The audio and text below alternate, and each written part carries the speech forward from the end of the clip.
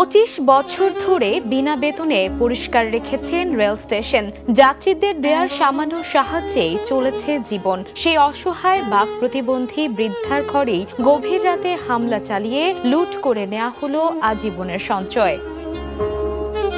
নরসিংদীর রায়পুরা উপজেলার মেথিকান্দা রেল স্টেশনে দীর্ঘ 25 বছর ধরে বিনা বেতনে পরিচ্ছন্নতার কাজ করে আসা বাক প্রতিবন্ধী ববি বেগম দুর্বৃত্তের হামলার শিকার হয়েছেন। হামলাকারীরা তাকে মারধর করে স্টেশনের কক্ষে রাখা তার কষ্টার্জিত 40,000 টাকা লুট করে নিয়ে যায়।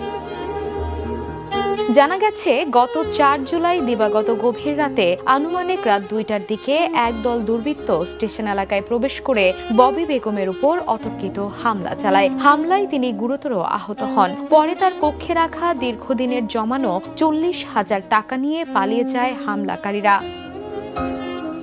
স্থানীয়দের ভাষ্য, প্রায় 25 বছর আগে ব্রাহ্মণবাড়িয়ার আশুগঞ্জ থেকে মেথিকান্দা রেল স্টেশনে এসে আশ্রয় নেন ববি বেগম। এরপর থেকে কোনো সরকারি নিয়োগ বা নিয়মিত বেতন ছাড়াই নিজেদের দায়িত্ববোধ থেকে স্টেশন পরিষ্কার পরিচ্ছন্ন রাখার কাজ করে আসছেন। যাত্রীদের দেয়া সামান্য সহায়তা ও দানেই চলত তার জীবন। এমন একজন অসহায় বাক প্রতিবন্ধী নারীর উপর হামলা এবং তার জীবনের সব সঞ্চয় লুটের ঘটনায় এলাকায় তীব্র ক্ষোভ ও আতঙ্ক ছড়িয়ে পড়েছে। স্থানীয় বাসিন্দারা বলছেন, যিনি বছরের পর বছর নিঃস্বার্থভাবে স্টেশনের সেবা করেছেন, তার সঙ্গেই এমন নির্মম ঘটনা অত্যন্ত দুঃখজনক।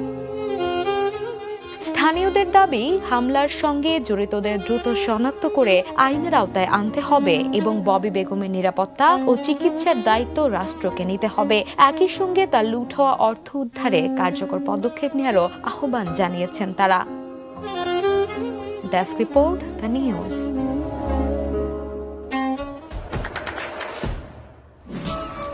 দেশে দেশে সবার সাথে, দ্য নিউজ।